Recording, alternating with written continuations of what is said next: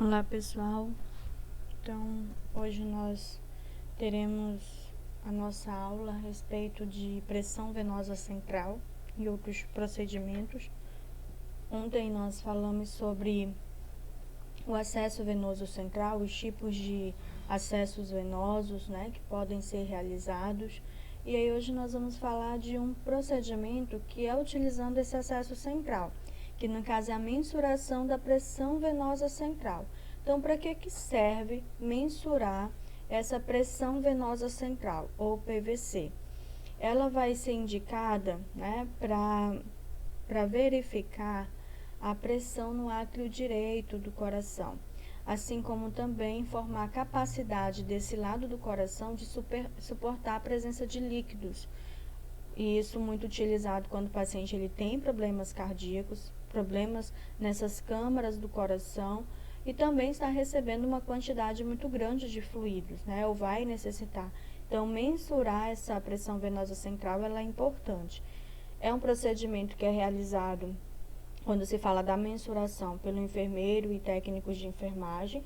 Então, o acesso quem faz é o médico. Lembrem lá da aula de ontem, acesso venoso central, quem realiza é o médico, mas quem faz a mensuração dessa pressão venosa central pode ser a equipe de enfermagem. Então, os valores da pressão venosa central, considerados normais, é entre 0 a 8 milímetros de mercúrio, aproximadamente. Esse é o valor considerado normal. Acima, desses 8 milímetros de mercúrio, então já tem um paciente que pode estar apresentando alguma complicação. E aí nós precisamos, para entender até melhor esse processo, relembrar do processo da pequena circulação, da circulação que acontece internamente, dentro do coração.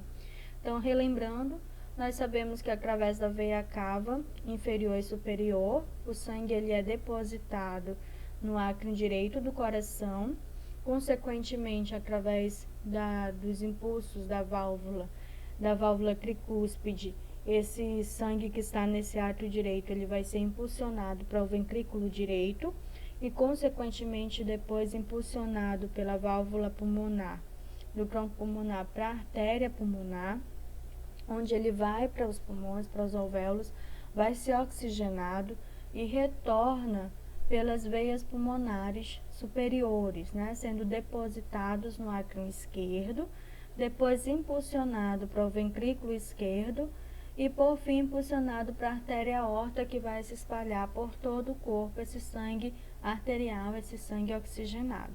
Então, a circulação, ela funciona internamente dessa maneira. A mensuração da pressão venosa central, o que ela faz? Ela avalia a capacidade desse átrio direito em suportar líquidos que serão administrados aqui através do acesso central ou estão sendo administrados através do acesso central.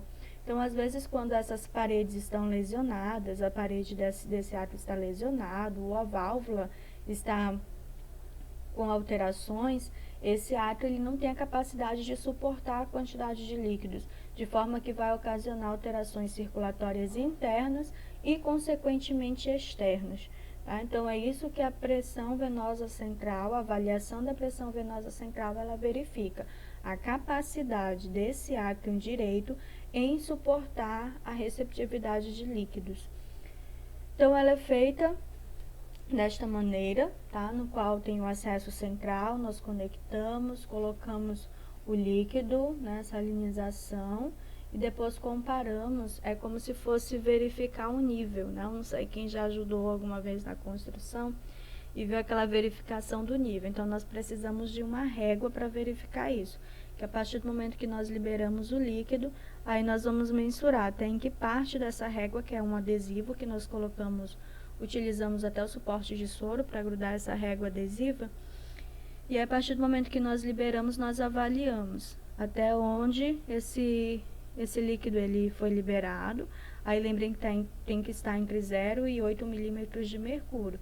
Se estiver nesse local, significa que esse coração ele consegue receber essa quantidade de líquidos normalmente. Finalidades.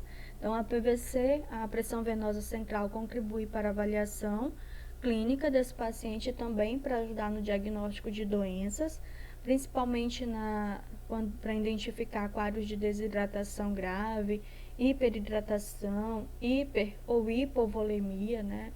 Excesso de líquidos ou perda excessiva de líquidos e eletrólitos. Os materiais utilizados: equipo de pressão venosa central, régua niveladora para nós conseguirmos verificar os valores, fita para fixar, solução fisiológica ou glicosada, né? O soro fisiológico normal ou soro glicosado. Então, esses são os materiais que nós utilizamos. Para a verificação da pressão venosa central é necessário a determinação do ponto zero de referência. Para isso, o paciente ele tem que estar na posição dorsal, tá? E aí a gente coloca isso, verifica isso na inserção do quarto espaço intercostal da linha axilar, que nem nós estamos vendo aqui na imagem. Quarto espaço intercostal da região axilar, conseguimos nivelar, deixando o paciente em posição dorsal para conseguir verificar, mensurar esses valores. Principal cuidado de enfermagem: curativo com catéter central, que esse paciente tem e deve ser feito pelo menos diariamente.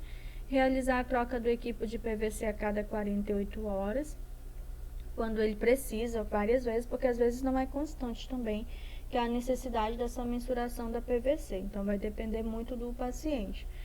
Durante a leitura do PVC, o paciente ele deve ser posicionado em decúbito dorsal, lembrando que se esse paciente ele tem algum tipo de complicação respiratória, está em nutrição enteral, aí a gente fecha a nutrição uns 15 minutinhos antes, caso eu precise deixar esse paciente em decúbito dorsal, a gente não pode demorar muito também. E com os braços esticados ao longo do corpo, zerar a PVC, aferir o valor da PVC e registrar esse valor.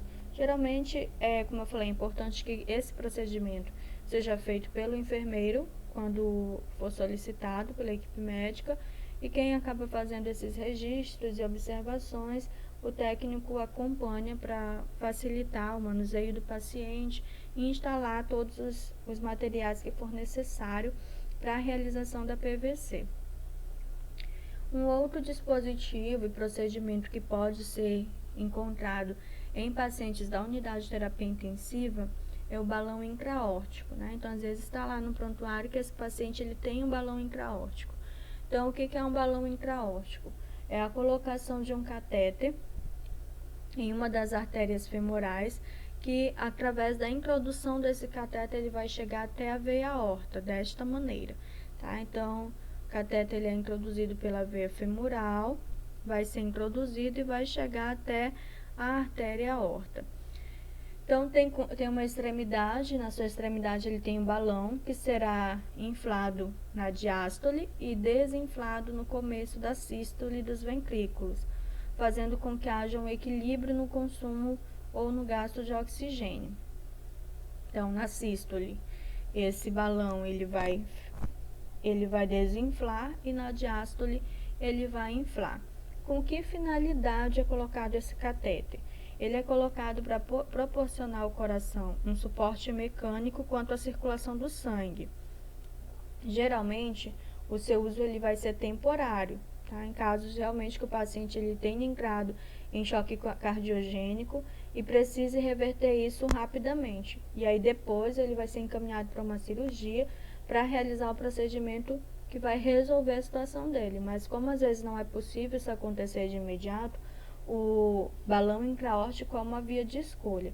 Então, é indicado em casos de problemas cardíacos, como choque cardiogênico, miocardite aguda, intoxicações com medicamentos que podem deprimir o miocárdio, comunicação entre os ventrículos após infarto, entre outros. Então, às vezes o paciente ele está com dificuldade circulatória, pode ter tido um pequeno estreitamento desse vaso, e aí nesses casos o balão intraórtico ele auxilia para facilitar a circulação de sangue, levar sangue, né, facilitar essa circulação para os vasos periféricos. E aí essa é uma opção momentânea em casos de emergência e posteriormente vai ser realizado um procedimento cirúrgico para resolver permanentemente o problema desse paciente. Principais cuidados quando eu tenho um paciente com balão intraórtico instalado. acompanhar esse paciente para a realização de raio-x de tórax, conforme solicitação médica, aferir sinais vitais, dando preferência para a verificação do pulso na região do pé, porque nós verificamos. Como vocês puderam ver na imagem, ele vai ser introduzido pela veia femoral, então é importante que a gente verifique se a circulação, a pulsação, porque às vezes pode acabar lesionando, né, o vaso para a parte inferior, dificultando a circulação para a parte inferior, de forma que pode causar cianose, né, diminuição da pulsação, e significa que a circulação desse paciente na parte inferior do corpo não está sendo suficiente, e é por isso que nós verificamos essa pulsação no membro inferior. Observar o membro com catéter quanto a esfriamento, cianose e palidez, justamente por conta da dificuldade circulatória que pode acontecer como uma forma de complicação da instalação desse dispositivo. Manter o paciente em repouso no leito e a cabeceira do leito no máximo no ângulo de 30 graus. Então, esse é um outro dispositivo utilizado para pacientes com doenças cardíacas, né? Dependendo do tipo de alteração, que pode ser utilizado dentro da UTI de forma momentânea. É um procedimento realizado também pelo médico, mas que se nós vermos anotado no prontuário, né? Ou esse cateter instalado pela veia femoral, nós sabemos qual o objetivo dele. Um outro dispositivo é a sonda Blackmore, né, chamada de sonda Blackmore. Então, ela é uma sonda, gente, utilizada para eliminar, tá, hemorragias gástricas e esofágicas que podem acontecer. Então, às vezes, pacientes que estão com graves úlceras, lesões ou dilatação de vasos no esôfago ou no estômago, e tem o rompimento, o risco de romper, esse tipo de sonda ele resolve momentaneamente essas hemorragias. Então, é uma sonda calibrosa, formada de material de borracha, que vai ser introduzida pela boca. Ela possui 2 balões, um esofágico e um gástrico, e 2 luzes ou aberturas que são a parte esofágica e gástrica, desta maneira. Então, aqui é uma sonda Blackmore. E o balão, e os balões gástricos e esofágicos, porta do balão gástrico, porta de aspiração gástrica, para verificar se realmente está no estômago, confirmar o posicionamento, porta do balão esofágico, ou seja, para inflar esse balão. Abertura de aspiração gástrica, né? Então, essas são as partes e as marcações de comprimento dessa sonda. Com que finalidade é instalada? É instalada em casos de episódios hemorrágicos, das varizes do estômago. Muitas vezes o paciente precisa ser sedado ou entubado para o procedimento ser realizado, porque essa sonda é mais calibrosa. Então, aqui tem um paciente, tem um estômago com as varizes, né, esofágicas, que podem facilmente se romper. Olha como ficam as varizes. Em casos de rompimento, sangramento interno, hemorragias internas. E aí, quando isso acontece, uma das formas de resolver momentaneamente é utilizando essa sonda, que aí vai inflar o balão, se a hemorragia for no esôfago, o balão esofágico, se a hemorragia for no estômago, o balão gástrico. E isso aqui resolve que nem você se cortar, né? Então, você sabe que se você sofrer alguma lesão e tiver sangramento, você comprime por um espaço de tempo até o sangue coagular e parar aquele sangramento. Não vai ser diferente aqui. Esses balões, eles têm a mesma finalidade, geralmente utilizados depois de procedimentos cirúrgicos complexos, né? Então, o médico acaba já instalando essa sonda, e essa sonda vai ser... E esses balões vão servir para justamente, se o paciente tiver qualquer tipo de hemorragia interna, e até que leve ele para o centro cirúrgico, faça abertura, esse paciente pode ir a óbito, dependendo do calibre do vaso que se rompeu. Então, o que resolve momentaneamente para que esse paciente não vá a óbito por conta de uma hemorragia, de um choque hipovolêmico, é esse tipo de sonda.